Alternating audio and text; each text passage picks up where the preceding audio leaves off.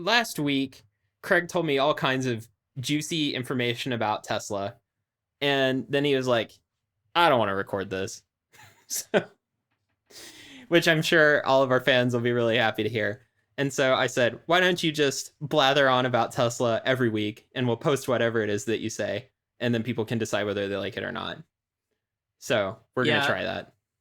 So I haven't really been interested in doing Tesla podcasts. And this actually came up in Blake's Discord channel a while back. And I thought about it for a few minutes and then I responded that the issue was when we did our first Tesla podcast back in the summer of 2017.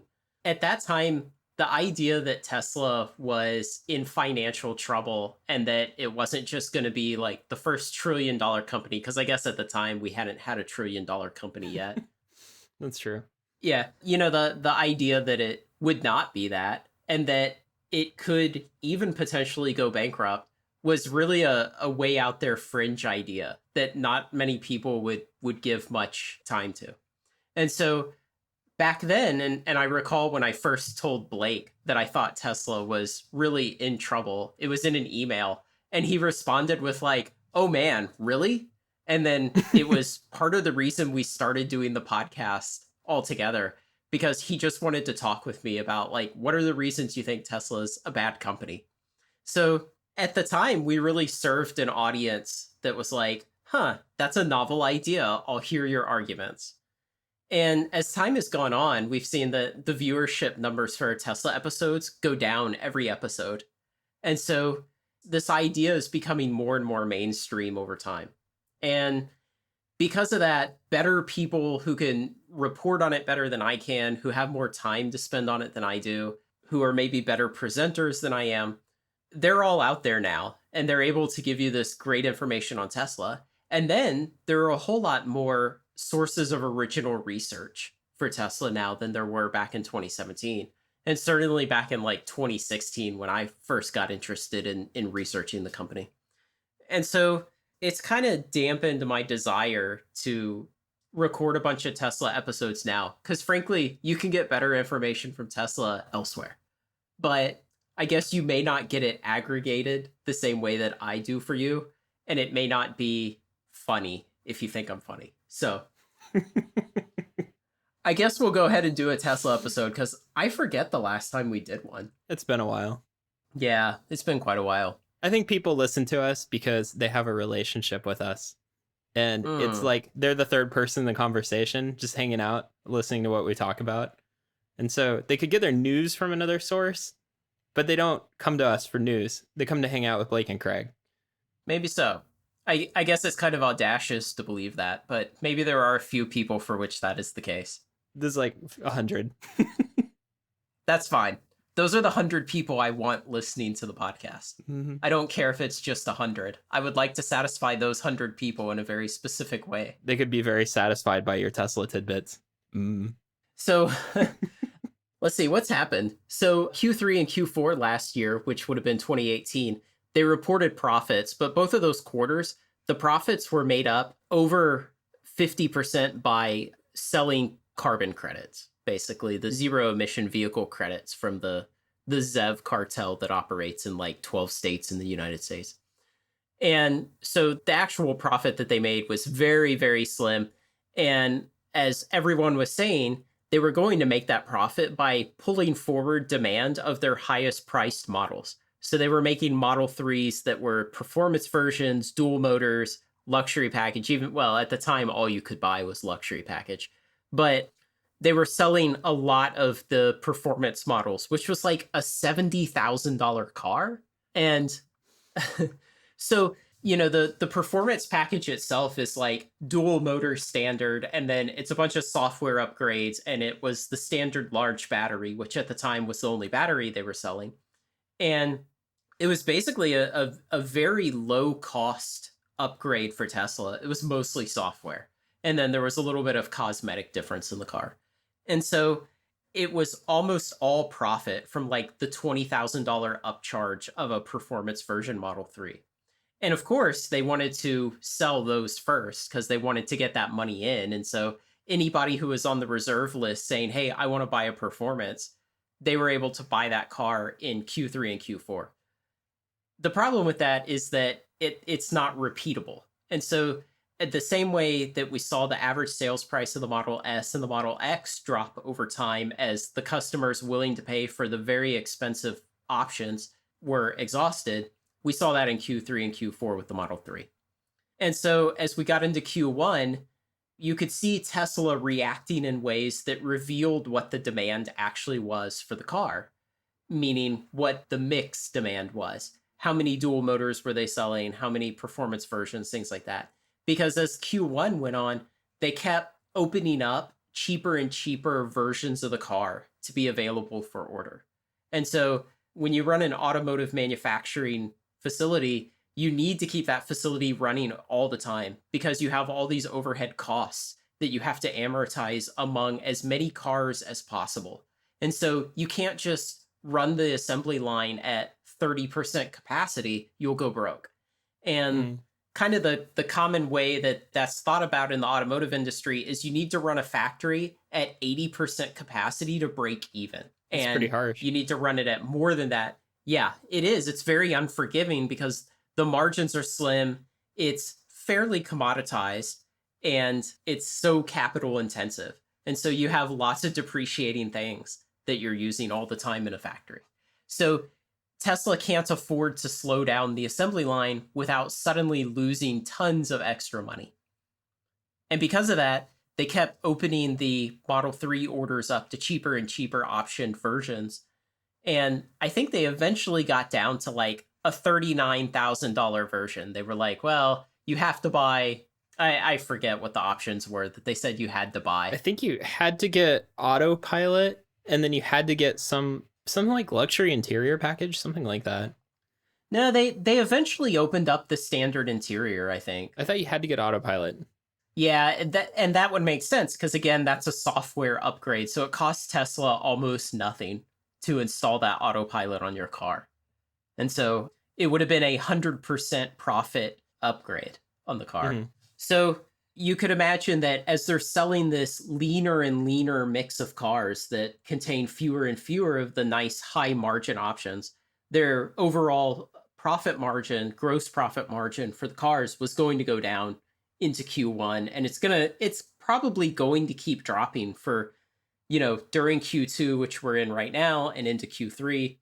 And then it'll probably stabilize sometime in Q3 or Q4 because they'll just hit a steady state rate where the number of people coming in buying performance cars who had no intention of buying a Model 3 a month before is just kind of steady. Why do you think it'll keep dropping, though? Why won't it just go ahead and hit the bottom? Because there will still be some amount of pent-up demand of people who are kind of on the fence. For performance cars? Sure. Okay. Yeah. But eventually all that will be left are people who are just like, I suddenly decided this week that the Model 3 is the car for me. And among those people, a few of them will buy the performance version and a few will buy dual motor. And actually dual motor is a very popular option. And, some number will buy autopilot and the pre-purchase of full self-driving and the luxury package, all that stuff. So eventually the mix will level out. But until then, the margins will continue to fall. So that was just a really complicated, 8-minute way of saying margins will continue to fall. Mm-hmm. And we saw the result of that in Q1. The company lost $700 million. Arguably, they lost something like $900 million once you back out ZEV credits and some other accounting tricks and things. But, the headline number was $700 million loss. Something else happened in Q1 that people weren't entirely expecting. They kind of thought this could be a thing, but no one guessed the magnitude would be as bad as it was. It was the collapse of demand for the Model S and the Model X. So the Model S is like a 6 or nearly 7-year-old car now, which in the automotive industry is ancient. It really needs a complete redesign in relative to other cars that are sold on the market. Cars are just redesigned more often than that. And so it's getting very long in the tooth, and it's getting hard to convince people, hey, this is a car you should buy new for $80,000, $90,000, $100,000. The Model X is suffering that too, but not as bad because it's only like a 5-year-old design, I think now, 4 or 5 years old. So I think Tesla sort of has this thesis that they can do things this way. Like the Model S can just stay the same Model S. It'll stay the same Model S for 50 years. Why do you think Yeah. they think that, and why do you think they're wrong?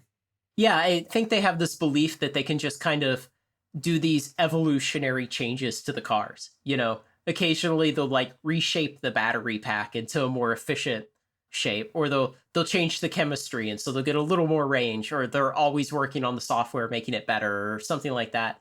And I think in the auto industry, the reality is customers see your car, you know, let's say you want to buy a car and you think you might want to buy a Model S. And so for a couple months when you're driving around, like you see Model S's on the road and you've seen them on the road for 6 years and you've noticed them a little bit. And it's always like the same look. And now you're going to go buy one and you're like, huh, yeah, it kind of looks exactly like all the rest of the Model S's that I've been seeing for 6 years. And so it's not really that special to you. Maybe that's a component of it.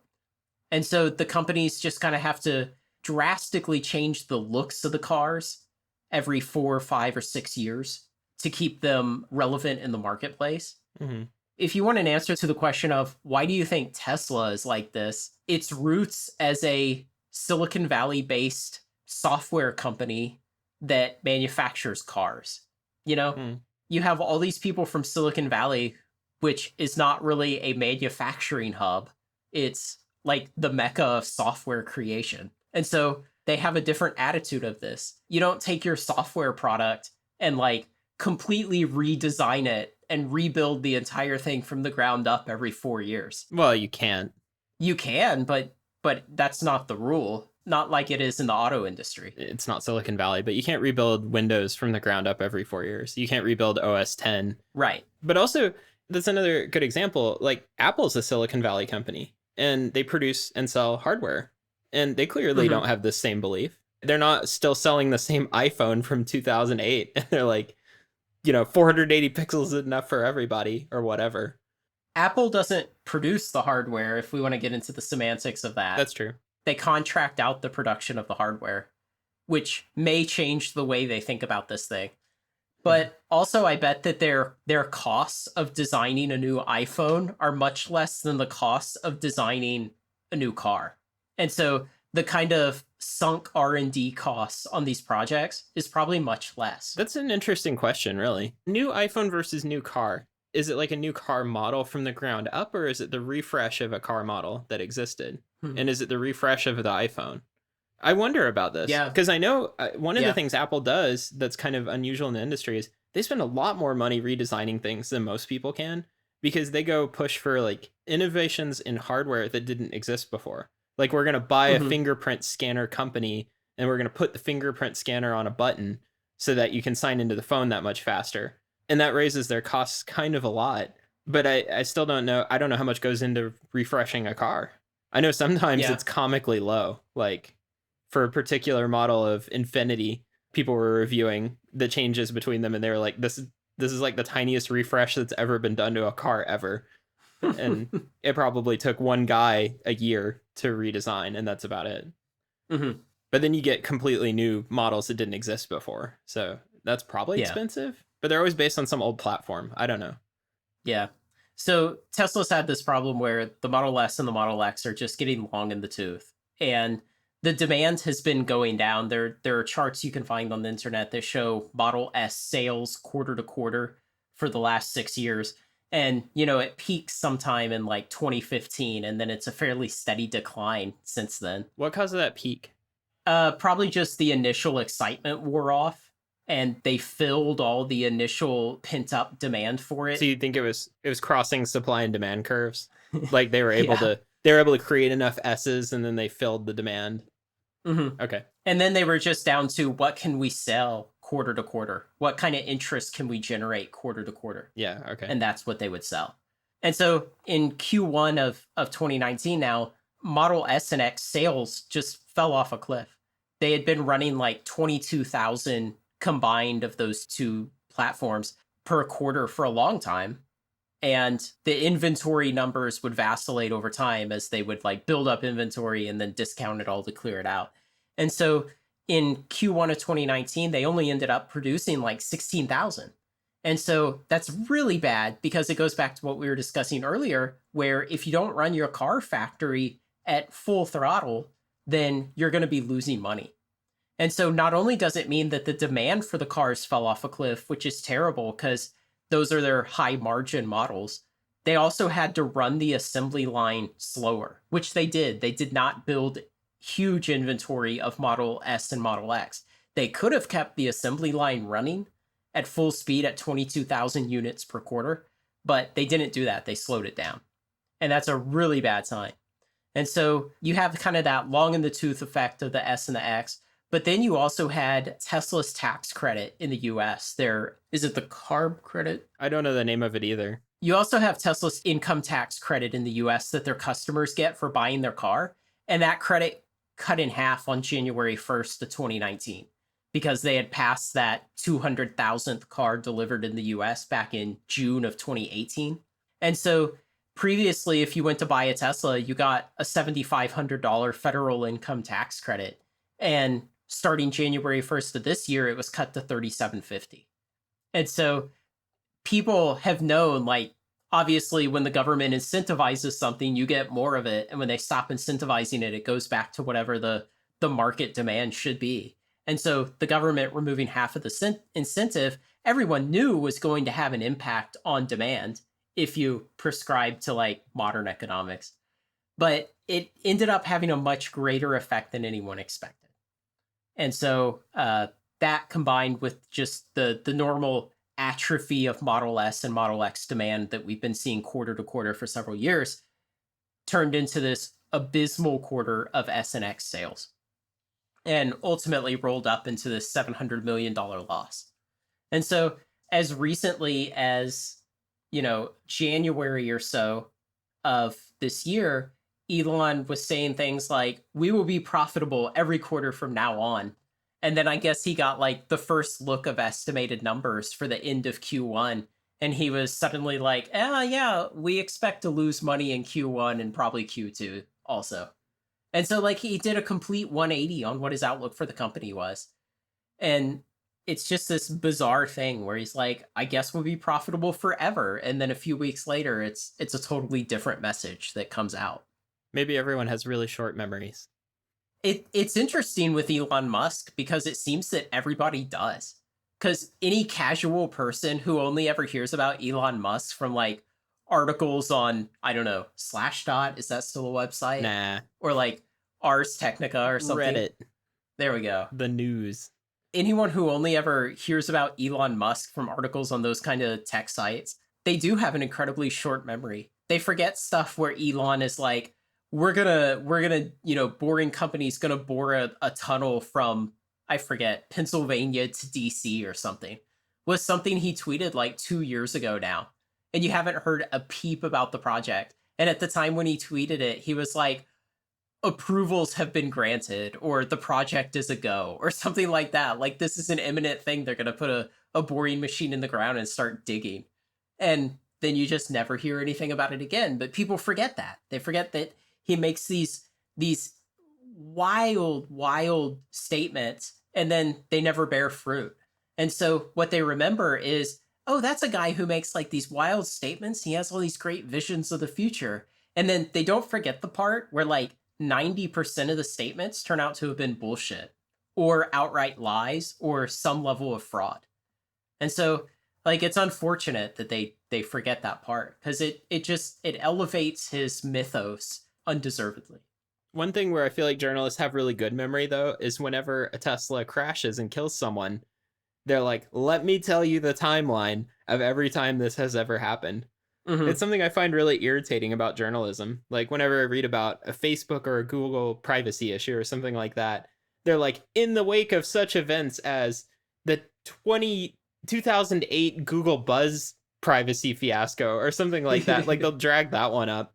And it's like, that was 11 years ago. Like, very few people are the same people at the company even. You can't even claim it's the same decision-making entity. And they're like, but the press remembers. And remember, we're relevant. Like, we reported on that last time, so you should care that we're reporting on it now. I always find that really annoying. But it's true. They do seem to remember his wild claims, and then I guess everyone acts like, oh yeah, I guess those projects are just still in progress, right? Mm-hmm. Even though maybe nothing is happening on them. Yeah. Like the 20 plus gigafactories he's announced in specific It's locations. 20. Yeah. He's announced over 20 gigafactories. And this is not just like, oh, you know, one day we'd like to build a gigafactory in Europe. Instead, it's like, yeah, we're planning to announce the groundbreaking of our gigafactory in Poland next year. It's always much more specific stuff. And then obviously it just never happens. And I saw the comprehensive list once. It was over 20 gigafactories he's announced. Well, once he hits 1,000, it'll be a terafactory. You look at Gigafactory 1 in Nevada, and it's, you know, it's about the outer shell of the building is about 2/3 complete. And inside, they say that they use about 40% of the volume that is enclosed. You know, so it's still like, compared to the original plan, it's nowhere near complete. And so it's a little premature to be announcing, like, we're going to build all these 20 other gigafactories. But then people don't really remember that, like, oh, I guess he's just, something changed and he just can't do it now. I forgot if I talked about this last time, but I read this. Well, I read something, and they were talking about if you're a company and you want to interact with the media, that's fine. You can grant them interviews or whatever. You can tell them stuff directly. Like, say you're the CEO, you can be like, we have this grand ambition. We're gonna go grab asteroids and we're gonna mine them or whatever. But then the problem is, if your company is like remotely large or attention grabbing or anything like that, like people are aware of your company, the media needs to keep reporting on you. It's not that they will, it's that they need to, because people will click on things that are about you. And so they're basically like, now you're in this position where you have to feed the beast, or else it's just going to do something on its own. And so, like, say you're Tesla. Tesla started off pretty ambitious. They're like, we're going to make an exotic sports car that's electric. And that was pretty weird. And then they're like, and we have this plan to make electric cars and do a good job with it and everything. And it was at a time where there were basically 0 electric cars in the world that were good. And so that was ambitious. And then Elon became the CEO of the company, and he started saying a lot of stuff. And so that sort of put him in a position where he permanently needed to keep saying stuff to attract press attention, because he's gonna, well, he didn't really need to attract the attention. Yeah. He needs to keep saying stuff for the press to report on, because they're going to report on him one way or another. Right. And so I think it puts him in this position where he has to say positive stuff. He just has to be like a mill that grinds out positive things to say all the time. And they need to be some mix of lies and fraud, and because like that much stuff just isn't happening. Yeah. Like, there's still only one gigafactory, right? So how are you going to get the press to have written 20 stories about your gigafactory, pretend to have 20 others in flight, right? It's because there's just nothing's happening with it. And I think that kind of explains a lot of the like sham products too. Like, oh, we're going to make a truck. And like, no, they're not really, right? And the solar roof, it's never really going to go anywhere, but yeah, it's something to say. We're at nearly 3 years now since the solar roof was unveiled. Yeah. It makes me feel good that I went out on a limb and I called it a hoax product back in 2017 when we did our first Tesla podcast. I was like, that was kind of a, because I don't like to make like specific predictions, and it is kind of risky for me to say something like, I think the solar roof is a hoax product and it will never come to market. Like, that's what I've always thought, but to actually say it means that like people will hold me accountable to that, and they'll be like, oh, you were wrong. And I'd like to hedge my language a lot when I do make affirmative statements about what I think will happen. But it makes me proud that one of those that I took a risk on was the solar roof, and it has just turned into a total sham hoax product. I thought your argument was good. You were like, the physics don't work.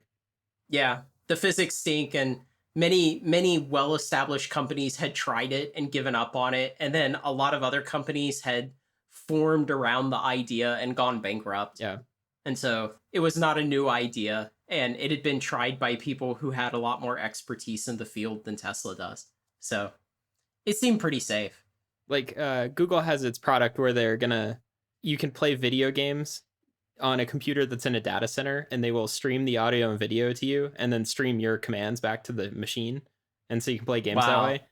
Are you going to play like Solitaire and other low latency games? So it's funny you say that, because even Solitaire would feel bad because the mouse cursor won't be responsive to you. Nice. So one of the arguments I've always made about that is the physics don't work. You have to have a Google data center right next to you, or else you're going to have an unpleasant amount of latency. Mm-hmm. And so once in a while, someone would talk to me and be like, oh, have you heard about this project? And I'd be like, oh, yeah, is Google going to raise the speed of light?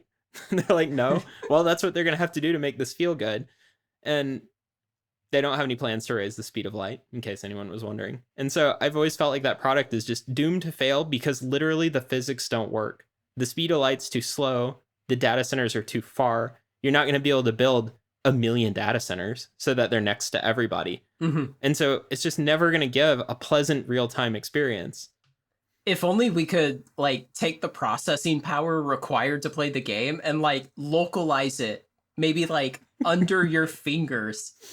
If we could get it that close to you, maybe inside the computer you're already on, then there would be no latency. Well, it's expensive though. I mean, the core idea here is video card arbitrage, right? Yeah. Like, how many video cards are really getting used at any given time in the whole world to play video games? It's got to be like 5% of them or something like that. And not everyone knows to like run an Ethereum miner on it in their spare time. And so Google's like, what if we just buy that 5% and then we rent them out to everybody? And yeah, that's like, the economics on that are beautiful, but the physics don't work. You've got to be close to the video card. It's funny that you bring this up about the physics of the speed of light. When I was in college doing my senior design project, there was another team in our class, and they were building this, like, I forget, it was some kind of design for like a satellite internet service for Mars or something. I forget the details exactly. But they were like, how would we communicate the internet from Earth to Mars and then supply internet to people living on Mars? And so, of course, one of the issues is that I guess like the average time for a signal to get from Earth to Mars, depending on where they are in their orbits, is like 18 minutes. And so one of the guys was talking one day and he was like, yeah, it's like 18 minutes of latency to get there, but, you know, the internet speeds will get faster and it'll come down. And I was just like, I don't think that's what that means. I don't think like you get more bandwidth and the speed increases and then like the time to do that comes down. I was like, that's the speed of light. And like, I couldn't get him to understand. Mm-hmm. It's funny that you've had the same exact experience for the same issue. Yeah. Yeah. And people are like, oh, well, you know, home internet connections will keep improving. And it's like, okay. I mean, what they would have to change to is something like you drill a hole through the earth and then have a hollow pipe. Yeah. Maybe you evacuate all the air from it. Let's go ahead and be more ambitious. And then you fire lasers through it. So you get the speed of light in a vacuum, the full unbridled speed. And you're using that to communicate with a data center that's hopefully not too far away from you because you had to dig through the crust of the earth to get there. And, you know, maybe it'd be okay. That's the other thing. When you do these back of the envelope calculations to figure out how bad is this issue, you're always like, all right, okay, Google, what's the speed of light? And it's like 300,000 meters per second or whatever. And then you're like, okay, let's use that. And then you think, oh, right, but it's in copper wire. So it's like 2/3 the speed. And then, and we're going to hit a couple routers on the way. And each one adds like microseconds to a millisecond of latency. And then it's a round trip. And it gets kind of bad. I had someone who wasn't very convinced. And so I was like, 50 milliseconds of latency is just killer. And he's like, I don't know. And so I put together a little demo where you could move the mouse around and with 50 milliseconds of lag. And he moved it just a little bit. And he's like, oh my God, that's awful. And that's what you would see trying to play a turn-based game. And so people talk about like Solitaire is your joke or some kind of like tactics game or something like that. And even those games suck because the mouse cursor is hosted on a remote data center. Yeah. Anyway, I digress. We were talking about Tesla. I guess we were. Whatever. Screw them. One of the arguments that's been made against Tesla and its financial position for a long time has been how much cash it has on hand. And this accusation that basically it's going broke. I believe I have heard you make that accusation. Really? that I had doubts about how much money they might have? I think You may have hinted at it on some occasion. So late last year, Elon gave an interview. And at one point during the interview, he said that at one point during 2018, during the Model 3 ramp up, Tesla was within, quote, single digit weeks of insolvency, and that they were that close to running out of cash. That's weird, though, because hordes of people show up in the YouTube comments of all of our videos to tell you what an idiot you are for saying that they would ever run out of cash, ever, even on an infinite time frame. Yeah.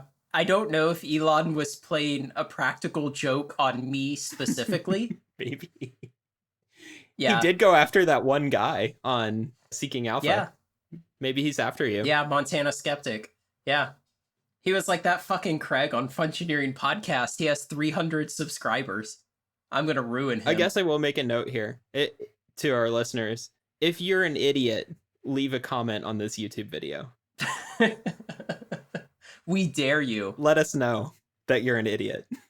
So Elon confirmed that, hey, there were serious cash problems. But again, after Q3 and Q4, where they're selling all these really high margin performance model cars, it seemed to have gotten better. But then you had this disastrous Q1 where you had a total breakdown of S and X demand. You had a worsening of the mix on the Model 3. And of course, Elon said at some point there in either in Q4 or early Q1 that we will never have to raise money again. We don't want to raise money. And then just recently, at the beginning of May of 2019, they raised their biggest capital raise ever, $2.7 billion. And then they're like, woo, we got breathing room now. Which we didn't need. Yeah, we didn't need it. We don't want to raise money. We don't need it. We will never need to raise it again. And so there was a lot of analysis that had been done after the Q1 financial results came out. And I've seen 3 different methodologies for estimating how much cash they had on hand at the end of Q1. And the reason we don't know directly is what's reported is not cash, it is cash and cash equivalents. And so some of these things that may be cash equivalents are things like undrawn lines of credit. Say you as a person have a credit card and it has a $10,000 limit, but you only owe $1,000 against that credit card. That means that, you know, in this analogy, you have $9,000 of cash equivalents. You could just draw all that credit as cash and you would have it on hand. And so when Tesla reported at the end of Q1 that they had $2.2 billion of cash and cash equivalents, it sounded okay. It's not a lot. I mean, their working capital is still incredibly negative and their accounts payable, it's still more than the cash and cash equivalents they were claiming to have. But 2.2 billion, okay. I mean, they're not like struggling to keep the lights on day to day. But people started to do these analyses on like, what do we think the cash component of that is? And so they would take like cash and cash equivalents, and then they would look at the liabilities for the company and they would subtract the customer deposits. Because essentially when a customer puts a deposit on the car, yeah, Tesla gets cash, but that cash is restricted. It's to be used for building that car to fulfill the customer's order. And so it's not really loose free cash in a cash box that they can use to keep the company running. It's for a very specific purpose. And so people would subtract that number. And then, you know, one methodology I saw, they took the earned interest that Tesla reported for Q1, which is basically interest they earn on their daily cash balance, which the rate of interest earned is, you know, it's probably like the LIBOR rate minus some amount, or maybe it's like LIBOR plus 0.1% or something like that. I don't know. And so they made estimates on that, and they would come to numbers like $400 million to $800 million of cash is what they thought Tesla had. And again, there were several different methodologies I saw that all came in at about the $500 million mark. And when you look at like what are Tesla's ongoing expenses like week to week, payroll and electricity and things like that, suddenly $500 million really doesn't look like much at all. And it's like, man, maybe this company is in a lot more dire situation cash-wise than we thought. And then they basically confirmed it by raising all this money. It's interesting, though, there was an email that, of course, got leaked immediately, like they all do now. And this was sometimes, I'll just throw a date out, sometime around, say, May 12th of 2019. I don't know. It's May 19th while we're recording this now. And so it was this email from Elon, and he's like, everybody needs to buckle down, and, we gotta save money, and we have about $2.2 billion, but that's only enough for about 10 months. And so you start thinking about this. Okay, at the end of Q1, they reported that they had $2.2 billion of cash and cash equivalents. Then they raised $2.7 billion, of which they had to pay about $450 million in fees to the underwriters for that capital raise. So they only netted about 2.3 billion out of that capital raise. So 2.2 plus 2.3, and then he says, now we have 2.2 of cash on hand. And it's like, okay, so were you saying that you were essentially broke, like you were out of cash at the point when you raised that money, and now you've got this big cash infusion, which is basically 100% of the cash you're now claiming to have? And so it's kind of weird. It's like, do we take all of that at face value and say, oh, they were actually like out of cash? And there are a lot of other arguments to make that, yeah, they probably were. During Q1, they said that they had all kinds of shipping problems that turned out to be bogus. They were like, oh, there just are not enough car carrier trucks in the United States. So we just can't get car carriers to move cars around fast enough for us to get them to customers. And I saw an interview that somebody did with like the president of the National Association of Car Carrier Companies or something like that. And they were like, is Elon right? Is there a shortage? And the dude's like, no. And so it was just this nonsensical thing that Tesla was like, oh, there's a shortage. That's why we can't get the cars out. And so Tesla went and they bought several hundred car carriers, these big like 18-wheeler rigs that you see going down the highway with like 8 or 10 cars on them. Except when they transport Teslas, they can only transport like 4 or 5 because Teslas are so heavy with all the batteries. And so they bought like, I forget, it was like 100 or 200 or 300 of these car carriers. And the company they bought them from charged them something like $120 million, something like that. A pretty small amount of money. And Tesla had to pay it by issuing stock. They didn't pay that with cash.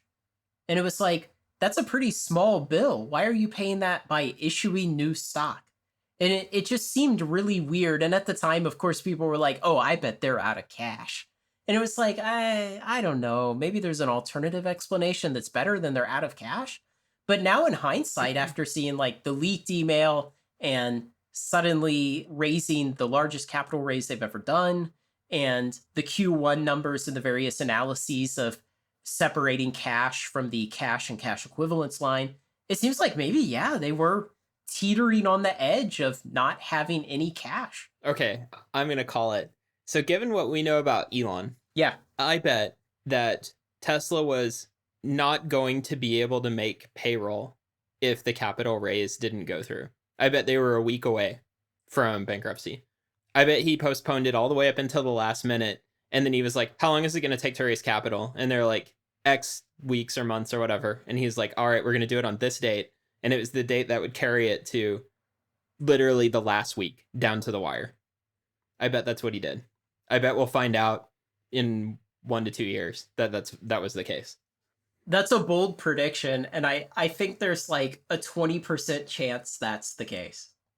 And I think that a lot of the rest of the space of possibilities are things that are similar. It's like, oh, well, they were projecting that they would run out of cash at the end of May. And so they were like, we better just go ahead and do this capital raise. Maybe it was not as dire as you suspect. But I think it's probably something close. I think they really were seriously deficient on cash.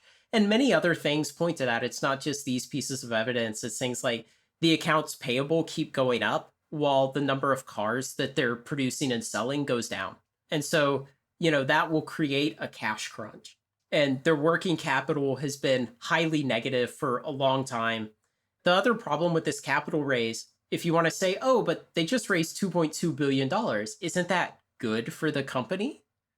Um, Not really. They've cut capex again and again and again, and they've cut capex to the point where they're really not going to be growing as a company for the next couple of years. It's unclear how they're going to build out this factory in Shanghai that they've put together, how they're going to buy all the capital equipment, the robots and the assembly lines and the presses and everything.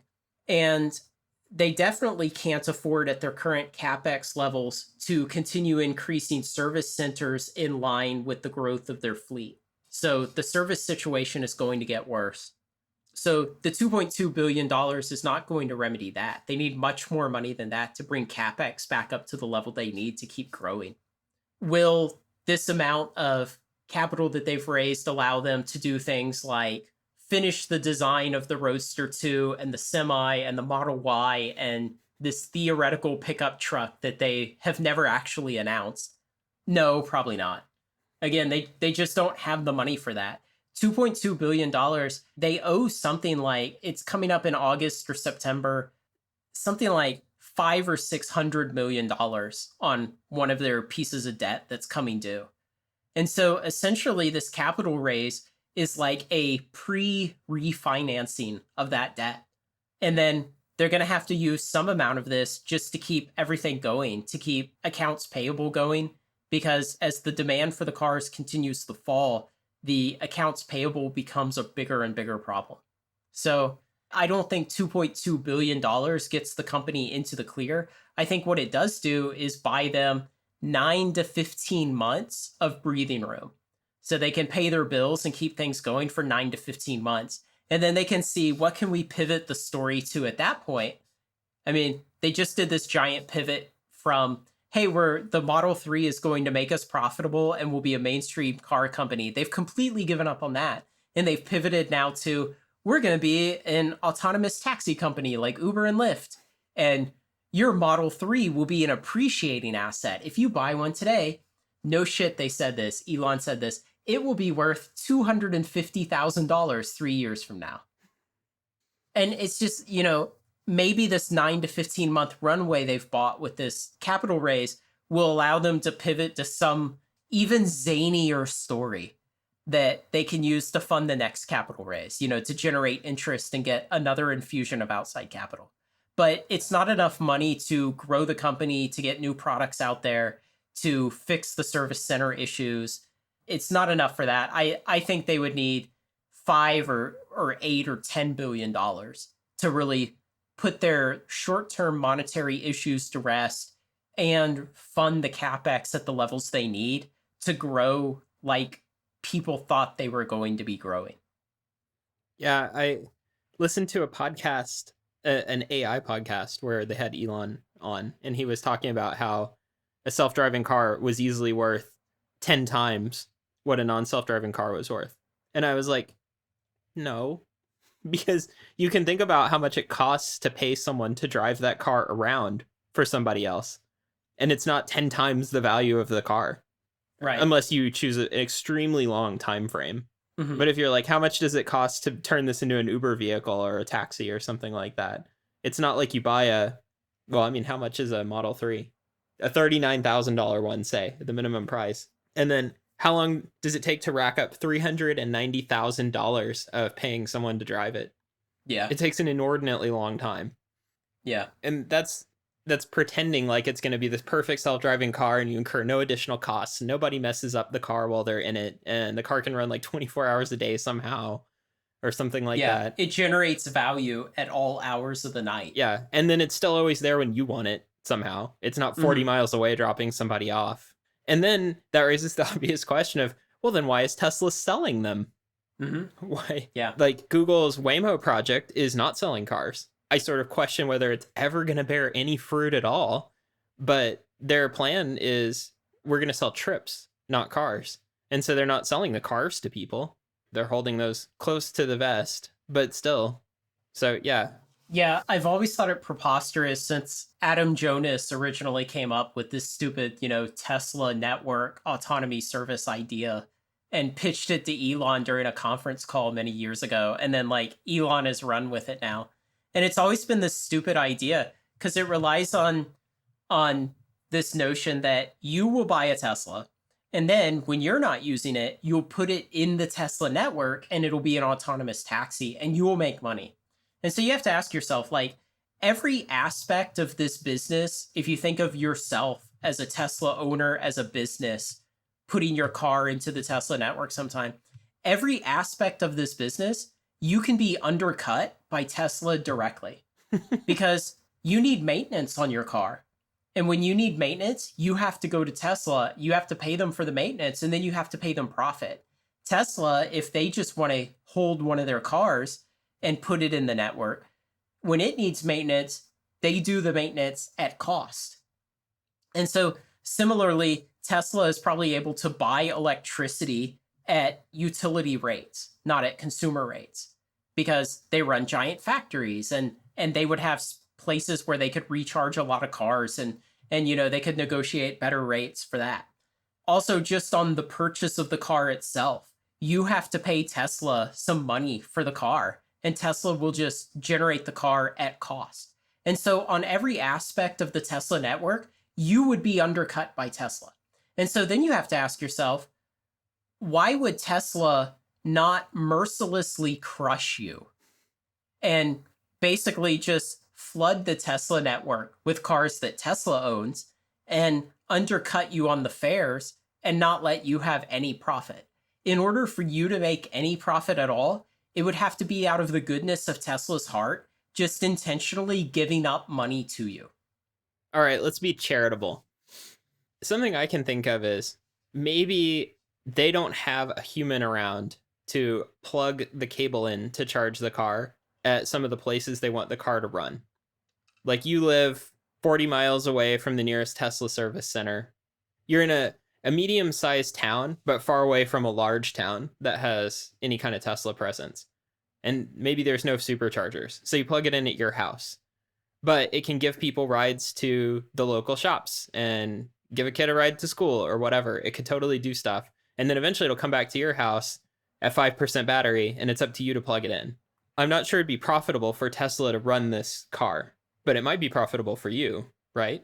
Companies have demoed gadgets that basically like line up on a target on the car and just plug it in with a robotic arm.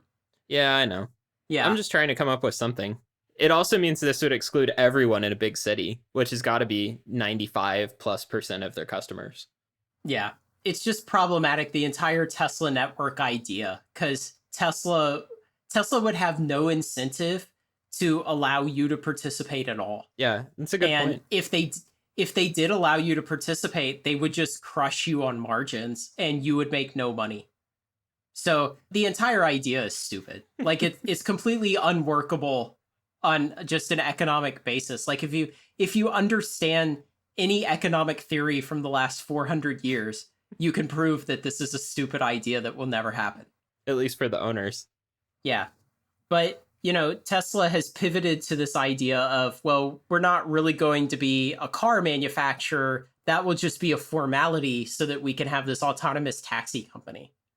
And one of the best things I had ever read, of all the like millions of comments I've read regarding Tesla, some guy said something, and it was basically like the Model 3 was a tactical victory and a strategic defeat for Tesla. And I thought that was a really great explanation, because originally the Model 3, it was going to be profitable.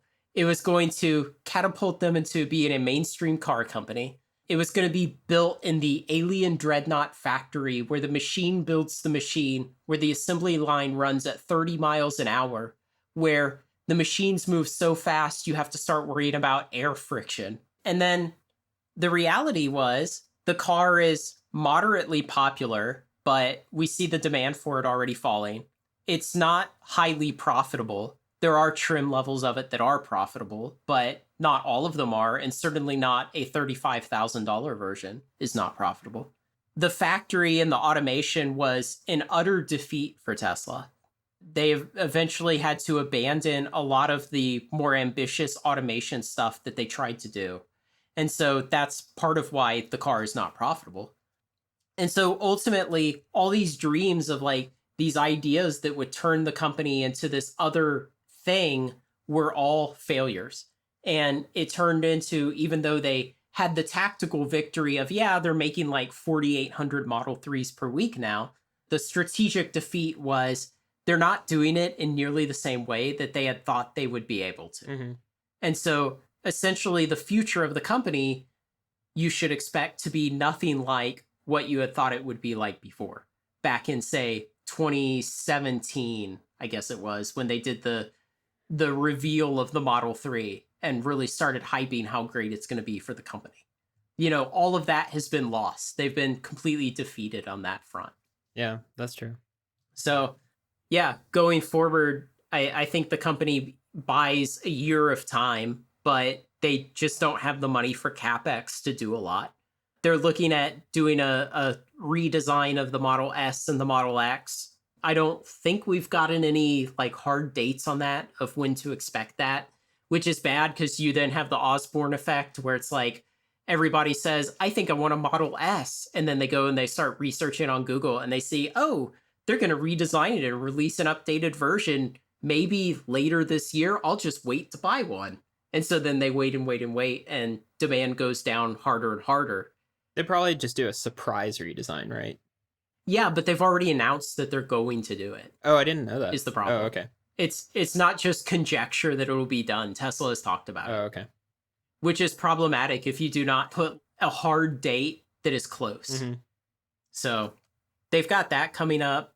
But, you know, back in November of 2017, when they did the semi-truck and Roadster 2 reveal, they said that those two vehicles would be in production by the end of 2019. And, you know, we're almost 5 months through 2019 now, and Tesla has not even said where they intend to manufacture those vehicles. So that's not going to happen. The Shanghai factory, they said by the end of 2019, it'll be producing 3,000 Model 3s per week. The most recent drone flyovers and satellite photos show that the exterior shell of the building is coming along very fast, but an exterior shell is a long way from an automotive assembly line. And I think at the very best, by the end of 2019, you'll have knockdown kits being shipped from Fremont to Shanghai, and maybe you'll have body stamping there. It would make a lot of sense for them to do exterior body panel stamping in Shanghai because it would alleviate some of the issues they have with their paint factory in Fremont. But you're certainly not going to be seeing 3,000 Model 3s per week rolling off an assembly line in Shanghai by the end of 2019. Do you have any other forward-looking predictions for us? A lot of dismal non-execution. I mean, what is there really to look for? They've cut CapEx to the bone. They don't have the cash to increase it again. They don't have any new models of cars that are close enough to being produced to just kind of, you know, flounder their way there over the next year. So, like I said, they've got a refresh on the Model S and Model X, which will certainly help sales for a while. But beyond that, they've got the Model 3, and they still can't turn good profits with that on the lower trim versions. Maybe more executive departures. Yeah, those have slowed down, and I'm not sure if that's because they're all gone or if the situation has become a lot more sane. I don't know. I guess we shouldn't assume that the situation within the company is any more sane, especially if you're an executive close to Elon. Probably not. Also, I will go on the record absolutely and say I do not think Elon will suffer a catastrophic margin call on his pledged shares that causes the stock price to crumble. I do not think that will happen. That is one thing I am definitely willing to say that I don't think will be an issue. There's this deal where, you know, most of Elon's wealth is tied up in his ownership of Tesla and SpaceX. And so he's kind of cash poor, like personally. And he really doesn't want to sell shares of Tesla on an ongoing basis to fund just putting food in his belly and like having a shower every night.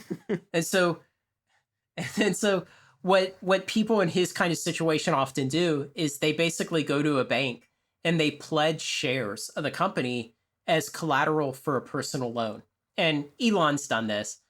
And something like 1/3 of his shares of Tesla are pledged for loans. That's a lot. It is a lot, but I don't think we know how much he's actually drawn against those loans. Again, it's like having a huge credit limit on your credit card, but how much do you actually owe? No, it's not like that. It's like having a huge balance on your credit card because those loans are charging him interest. No, it's pledged shares against a line of credit. Oh, it's a line of credit. Oh, okay. Yeah, I think it's completely different. Okay. We know how many shares he has pledged, but we don't know how big of a loan he has drawn against those shares.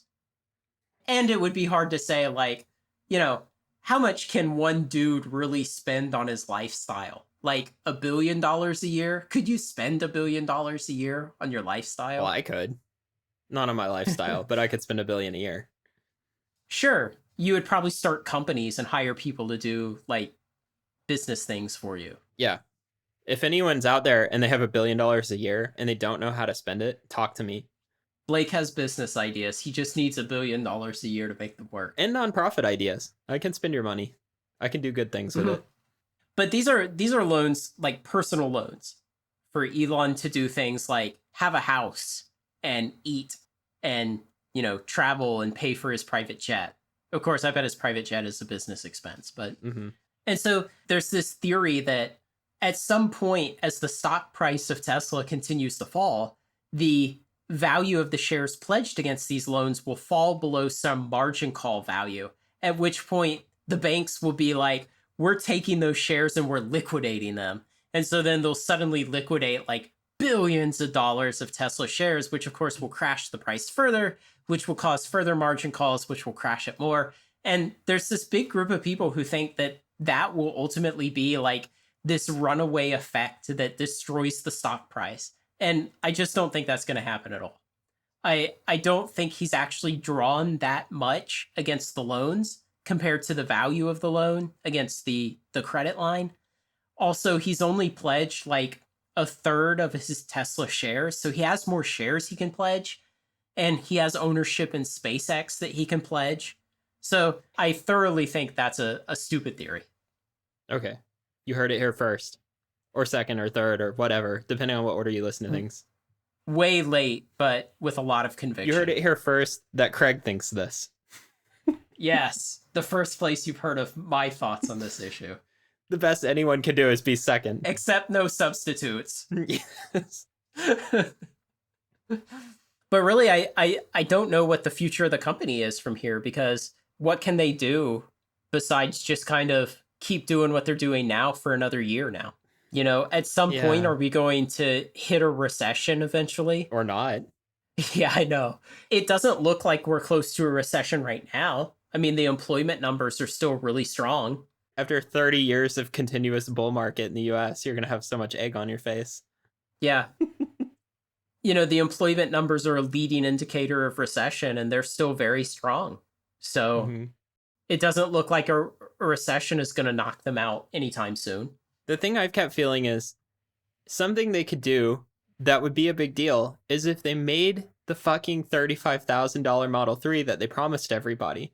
If they made a $35,000 car and it was nice, there's still a lot of people who really want to buy that car, and it still doesn't exist. And absolutely, even when they do offer it, it's going to be with the legendary Model 3 build quality and parts that fall off and parts that fail when they're wet and stuff like that.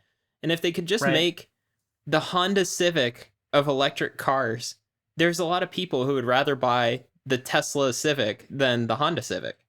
Yeah. They could do that. I still think there's an opportunity. They could stop making the Model X. They could probably stop making the S. They could stop making any of the cheaper models of stuff. I don't know what their assembly lines would do during that time. That's a hard one. But they could just make the cheap car that they've always said they were going to make. And I think there's still a lot of pent-up demand for that. And Tesla still has a lot of brand cachet, inexplicably, sort of. Yeah, I agree. I think if they could get the quality under control and they could produce a $35,000 car that was nice and reliable and that they could make a profit on, I think they could still be incredibly successful. So, maybe if they just spent the next 15 months doing that, I think what's more likely to happen is that they'll go through this next, 9 or 12 or 15 months. And then at some point in the future, either at the end of that, they'll do one of two things. they'll either raise more cash or they'll declare bankruptcy, right? And I think bankruptcy would be a very good thing for them to do at that point, because they would say, look, we're out of cash again. We have thoroughly explored this Model 3 thing, and it's just not working out. What we need to do is make all our creditors take a giant haircut, and we'll reorganize, and we'll issue new shares, we'll raise new capital, and we'll turn the company around. And, maybe a year from now, that'll be the right time to do it. I don't know. I think the other thing we talked about last week was they could compete with Porsche. Like, basically, stop trying to make the Model 3. Stop making lower-end models of anything, and just try and make, like, the high-end, high-class model. Although, in my opinion, they don't know how to make a luxurious interior, but maybe they could learn.